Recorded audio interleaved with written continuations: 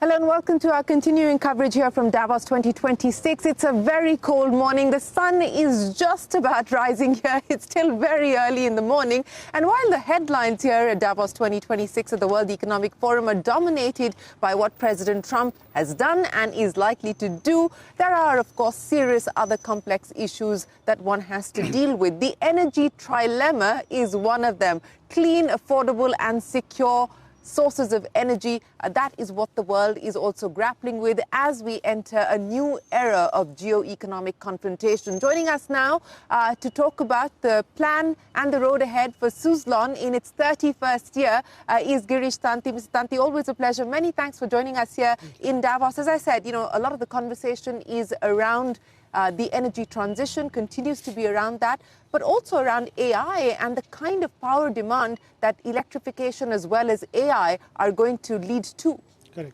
Yeah, I think if you see just the year that we finished, 25, almost 92% of new energy that got installed globally has all come from renewable energy. In India too, around 80% of what we constructed this year in the country has come from renewable energy. As we look ahead also, I think, with the electrification of the entire value chain, the EVs as well as the AI, for the first time we are seeing globally huge pickup in the electricity demand worldwide. And I think within that today, both for wind and solar and battery systems now, for the first time we are seeing a convergence of all three technologies where, the cost of energy is amongst the cheapest that you can get today. So I think with that, the adoption of renewables is expected to significantly pace up from here.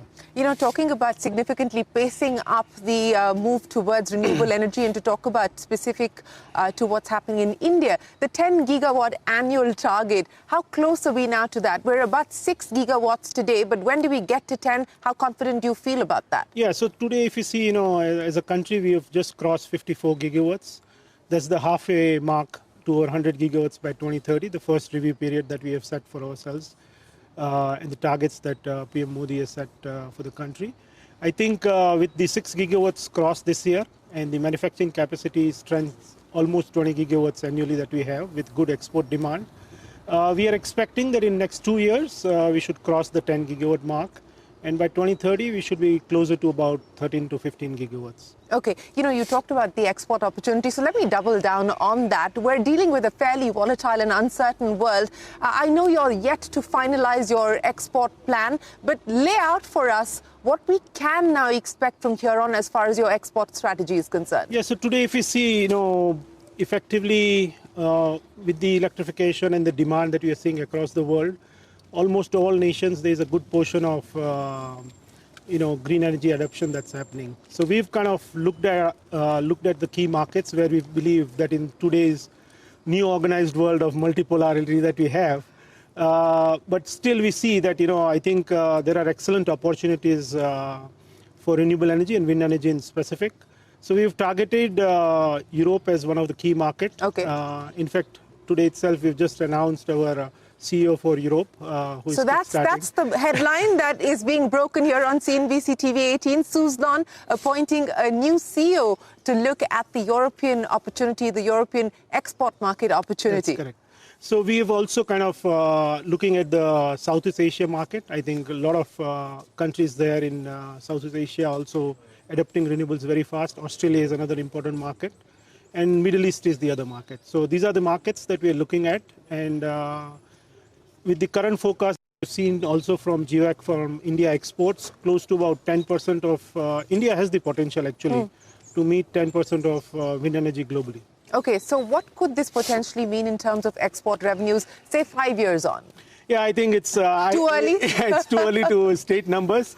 But I think the idea is that, as you've known, historically, we've had significant revenue coming from the international markets.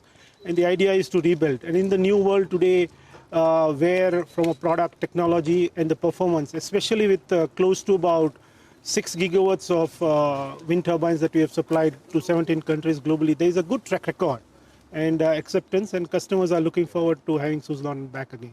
What about the US? Is that an opportunity at all that you're going to consider, given President Trump doesn't like wind? Yeah, I think if you see even in the US, I think the growth of wind sector has been good. And in fact, our largest market outside India has been the US historically. So it has very good potential. And I think we are also actively looking at how the trade relations pan out. And from a product and technology, we are geared up to serve the US market also. Okay. One of the concerns, and it is of course not official, but it has been speculated that the government may look at tweaking policy and allow Chinese companies to participate in government tenders. Now, I understand that as far as renewable energy is concerned, the domestic requirement is already built into the policy, so that offers you protection. But is there any concern on that front? Not really, because I think today if you see both for wind and solar, the manufacturing capacity that the country has is more than double of what the country is installing annually. So we are reasonably Atmanirbhar as far as wind and solar is considered. And from that point of view, I don't see any challenges in that areas. I think it's more to do with specific sectors where India does not have the capabilities and would need import to kind of meet its So have you heard anything about that? Is there a plan at this point in time to review and allow the participation of Chinese companies, for instance, in thermal? I do not have any specifics of that, but I think there's just a general discussion that likely in some components where we are laying back, there could be some permissions that may be granted, but renewables doesn't seem to be the case. In terms of the current order book and the expectations from here on, as well as the tenders that have been cancelled and the retendering process, what's the view on that? Yeah, so I think today if you see both, if you look at the solar trajectory from now, so it's just crossed about 130 gigawatts, and the target is to reach 300 by 2030. With the kind of projects in pipeline, almost 80 gigawatts of new installations are happening, and the tendering also for 30 gigawatts that's there. So effectively, we have a reasonably good visibility of about 235 gigawatts of solar already today for getting on track.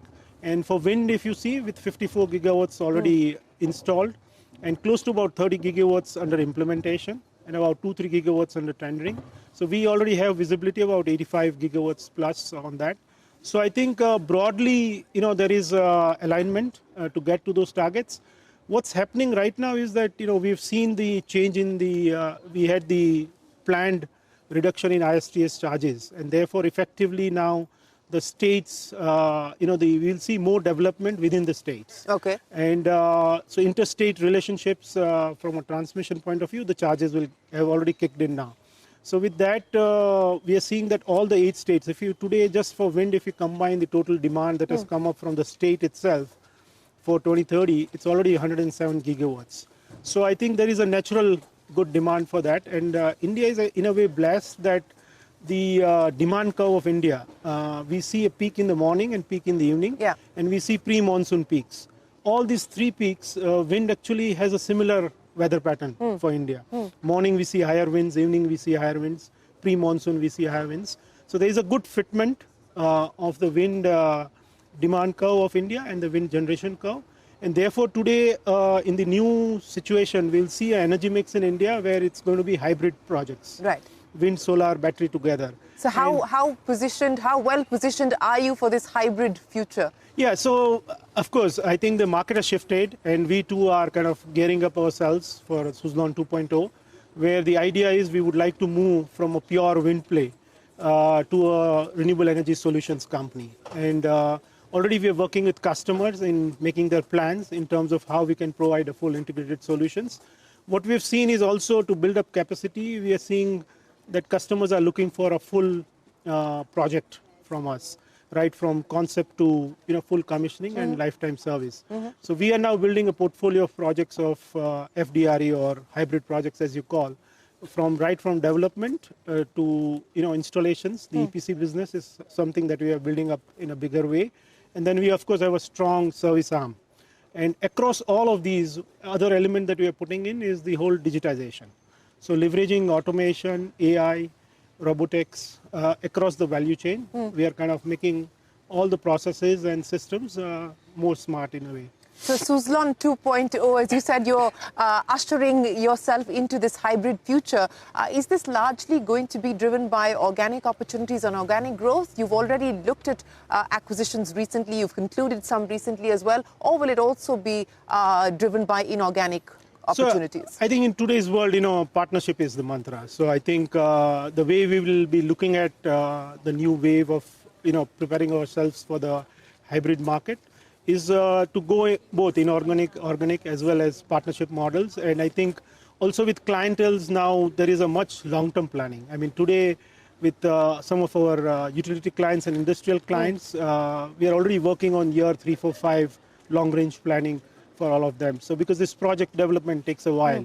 So with the strength that Suzlon has in project development, we are expanding that for full FDRE for the hybrid projects and also on the EPC front. Primarily to ensure that we de-risk, all the elements of construction for the customer. So customer can get in at any point in time, depending upon the risk appetite, either from the beginning, or we could give them almost ready projects to use. You've clearly charted out a new path as far as Suzlon is concerned in your 31st year, from a wind-only operator to a hybrid player. Lay out for us the milestones that you hope to achieve, for instance, as you usher in this new future over the next 5 years. Yeah, so effectively, the idea is that, when we look at the whole market, if you look at the segments, so we have the first segment, which is the India Inc. All the Indian large corporates are all charting out their plans for decarbonization. And with that, really, we're working very closely with almost all the large groups to see how we can help them in the 5-year journey. So we're working on developing their long-range planning on that. We are also working closely with the Indian utilities, almost all the private sector utilities, to also chart out their energy mix for the future on that. Likewise, the PSU segment, both at the center and at the state level, are also looking to kind of decarbonize over there. So effectively, the transition which is going to happen now, the idea is that we would like to, gear up to be that partner for anyone who wants to go green, to be the first choice and, kind of have that leadership position in that space. 17 facilities already, 3 more, 2, one in Gujarat, one in Karnataka, and the third one yet to be decided? Yes, we are yet to just form that up. So I think in the where are you likely to be? I think, if you see today, almost all the 8 windy states, starting from Rajasthan, Gujarat, Maharashtra, Andhra Pradesh, MP, Karnataka, Tamil Nadu, almost all the states where we have good windy states, we have presence. So I think the reason these new facilities are also built up, because now the blades, the turbine size blades, I mean the new product that we have, if you see the size of the blade when you kind of install it, the wingspan of that is actually larger than an A380. Wow. So these are huge, and therefore you need to be closer to where the windy sites are. So as the wind development is happening across the country, where we have large segments, we kind of getting the factories closer to those plants. Well, windspans as wingspans, mirroring almost the A380 or larger, in fact, than the A380. And that seems to be the nature of your ambition going forward as well. Mr. Tanti, always a pleasure. Many thanks for joining us here in Davos. And we wish you the very best of luck with 2026 and beyond. And look forward to hearing more from you as you finalize your export plans. We will take a break here, but the conversations will continue. Don't go anywhere. More headliners and newsmakers coming up for you. Right from the World Economic Forum's annual meeting in Davos 2026.